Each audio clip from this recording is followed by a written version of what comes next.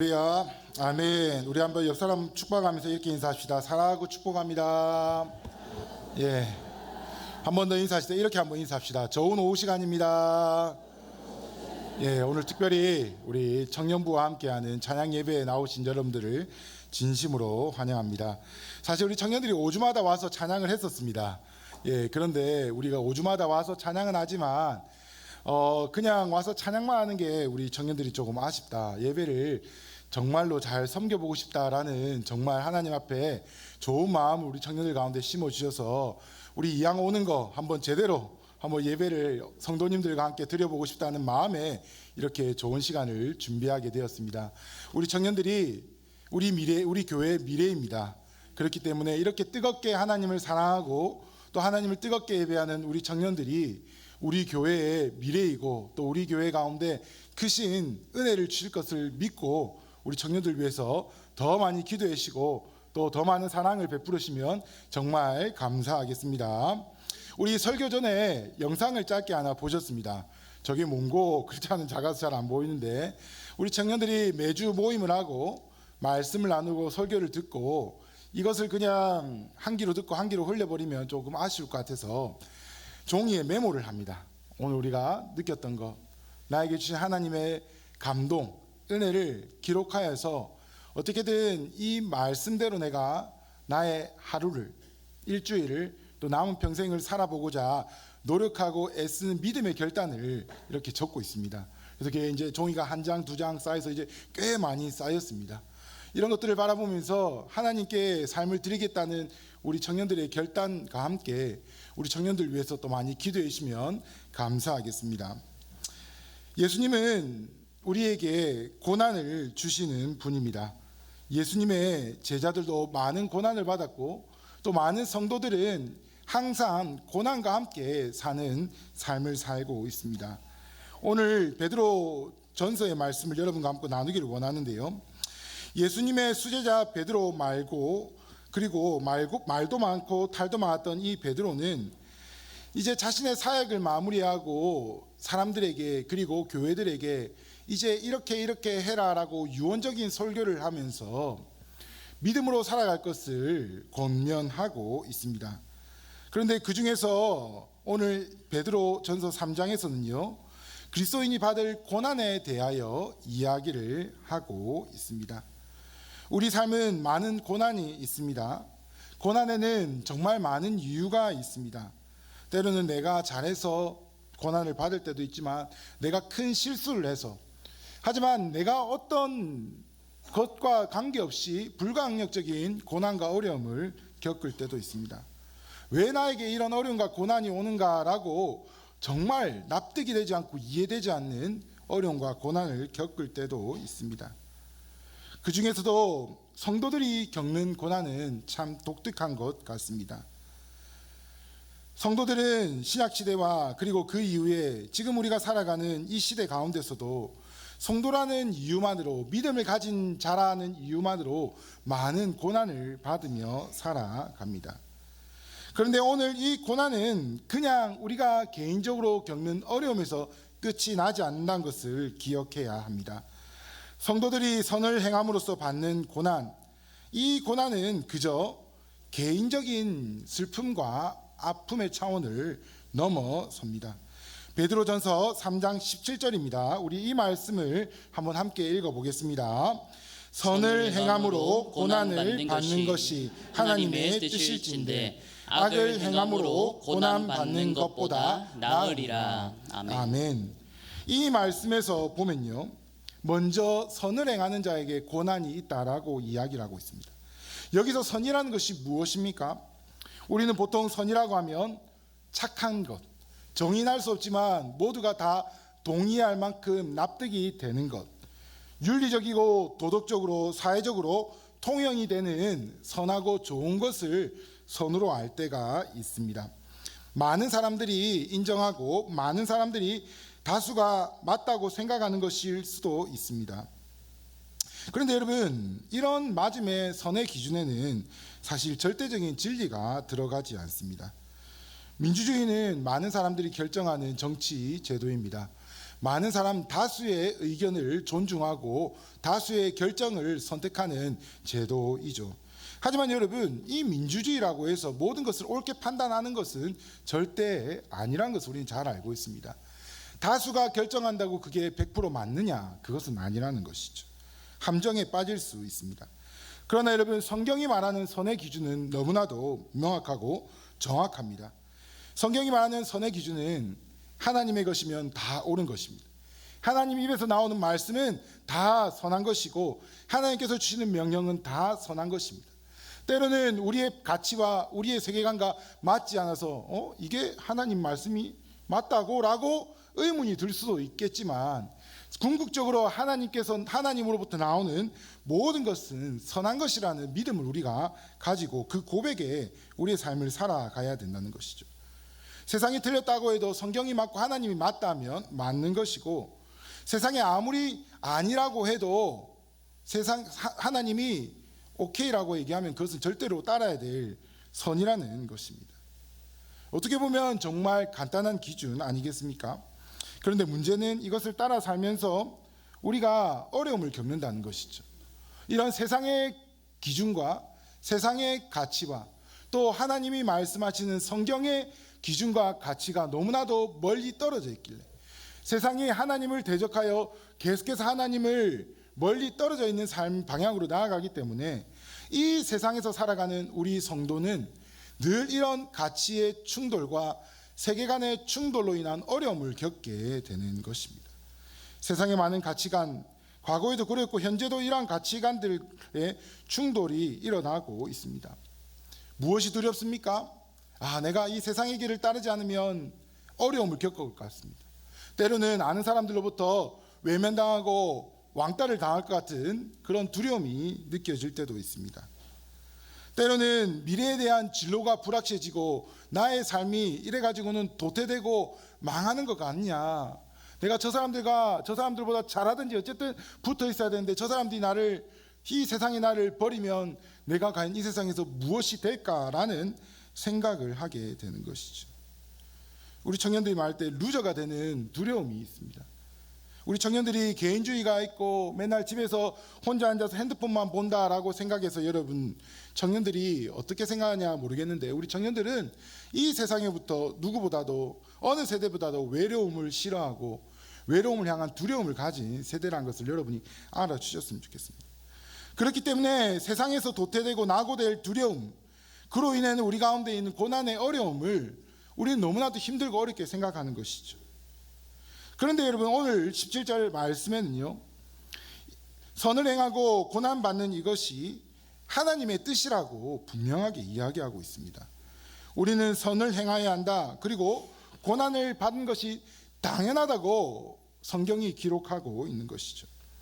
왕따가 될 것, 주변 사람들도 인정받지 못하고 버림받을 것, 그를 위한 두려움을 가질 것, 이것이 우리 성도가 가야 될 하나님께서 정해놓은 길이라고 오늘 성경이 우리에게 말씀하고 있습니다.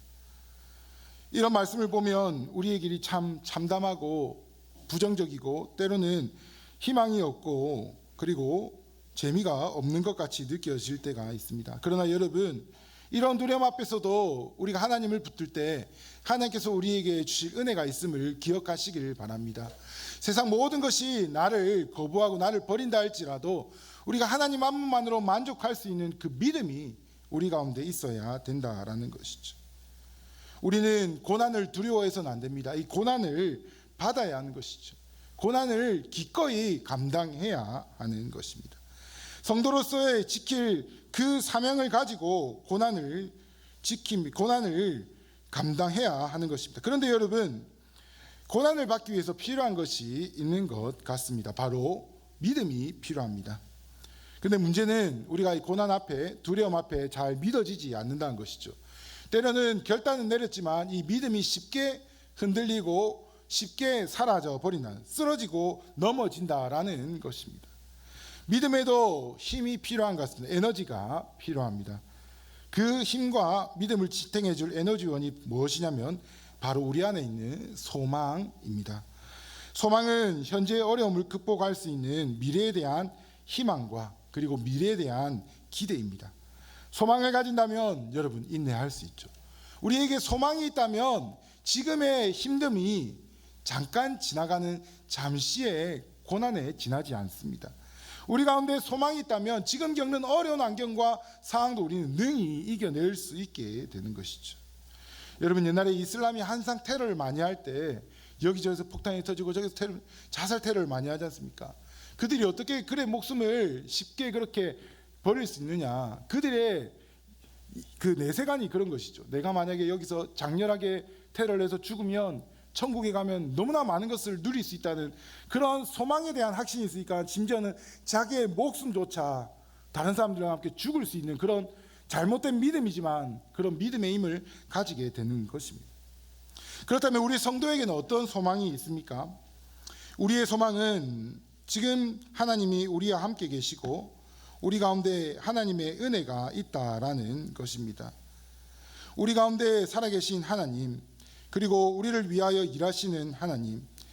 히브리서 말씀에는 이런 말씀이 있는데요, 우리 한번 함께 읽어보도록 하겠습니다.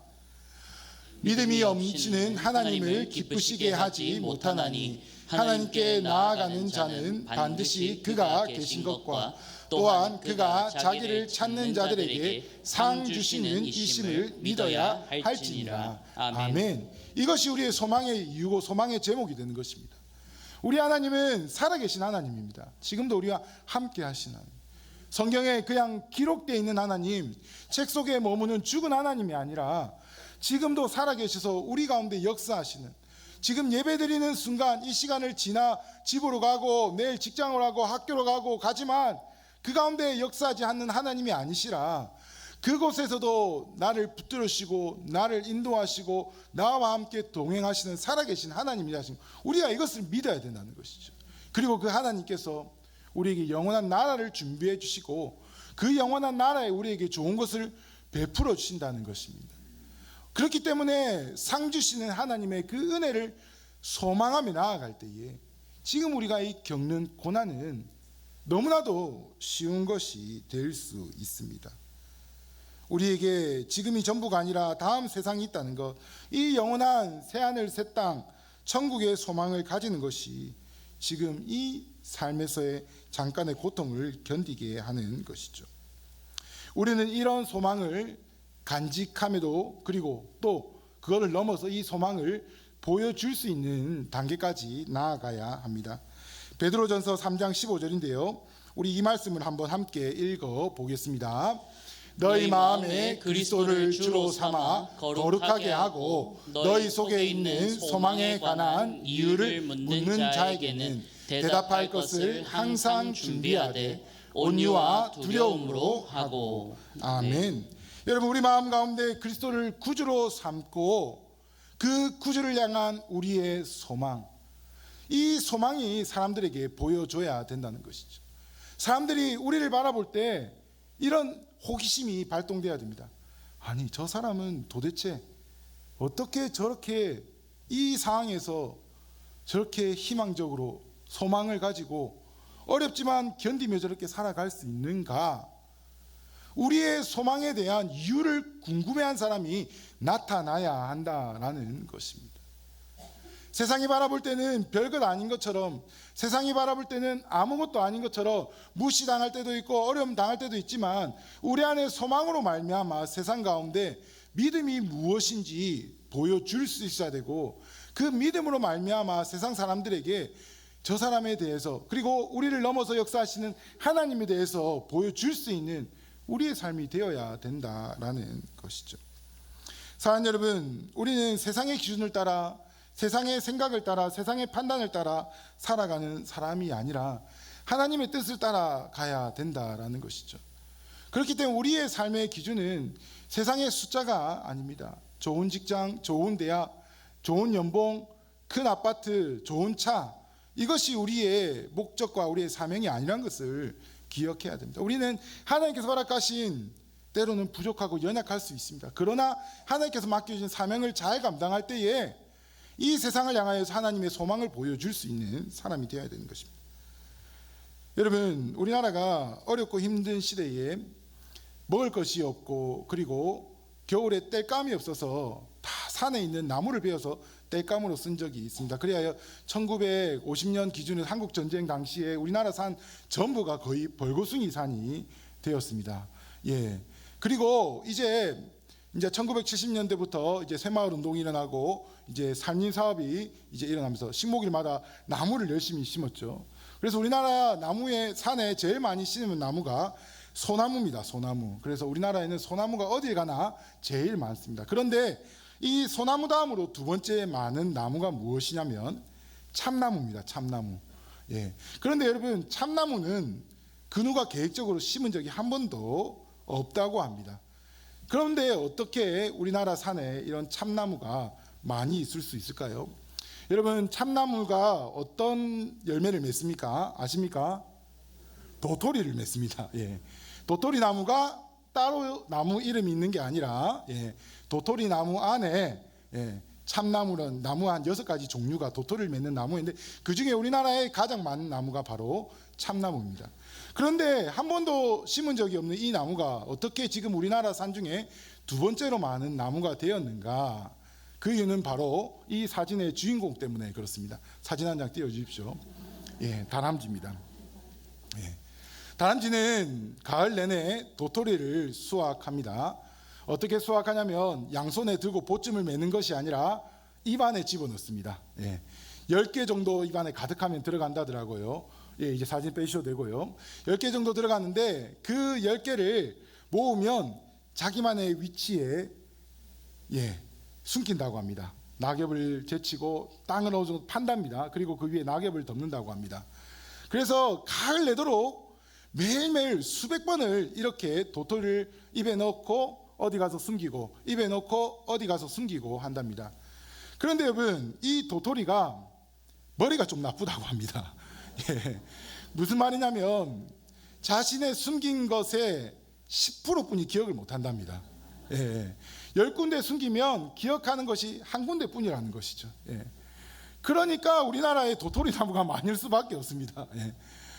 예. 다람쥐가 여기저기 다 묻어놨는데 그것도 고이, 예, 모래를 살짝 파고 덮고 낙엽까지 올려서 잘 묻어놨는데 10개 중에 9개는 잊어먹기 때문에 그게 나중에는 이 도토리 나무, 예, 참나무가 된다라는 것이죠. 그렇기 때문에 이 땅에 우리나라에 두 번째로 많은 나무가 참나무가 되었습니다. 여러분, 제가 이 이야기를 듣고 머리를 한 대 치는 거예요. 그렇다. 잘하는 것보다 중요한 게 아니라 무엇이 중요하냐? 내가 할 일을 최선을 다해서 하는 게 중요하겠구나. 우리 성도로서 이 땅에 살아가면서 욕심을 너무 부릴 때가 있죠. 세상에 이것도 잘해야 되고 저것도 잘해야 되고 이렇게 해야 되고 저렇게 해야 되고. 여러분, 그런데 우리가 잘한다고 하나님의 뜻을 이루는 것이 아닙니다. 우리가 하나님의 뜻을 이루기 위해서는 하나님께서 우리에게 맡겨주신 그 사명에 최선을 다해야 되는 것이죠. 가을 내도록 10개 중에 9개는 잊어먹지만 그래도 또 입에 물고 가서 땅에 묻는 그 다람쥐처럼 부지런히 우리 가운데 하나님께서 명령하신 복음 전하는 사명, 하나님의 성도로서의 고난받는 사명을 감당할 때에 하나님께서 놀라운 은혜의 열매를 이 땅 가운데, 우리의 삶 가운데 풍성히 맺히게 해주신다는 것입니다. 이것이 우리의 소망이 되어야 되지 않겠습니까? 세상의 방법과 세상의 기준으로 세상을 따라 좋은 것을 따라가는 것이 아니라 하나님께서 맡기신 우리가 해야 할 일, 하나님을 주인으로 모시고 순종하는 이 일에 우리의 소망이 있는 것입니다. 이렇게 살아갈 때에 우리에게 그 소망을 묻는 사람들, 왜 그렇게 소망을 가질 수 있습니까? 묻는 사람들에게 여러분 이 이유를 말해줄 수 있는 우리의 믿음이 있어야 되지 않겠습니까? 이게 전도입니다. 물론 교회 오세요, 오늘 한번 오세요라고 얘기하는 거 전도지만 우리의 삶을 통하여서 하나님이 보여지고 하나님을 전해줄 수 있는 그런 소망으로 가득한 우리 모두 되기를 간절히 소망합니다.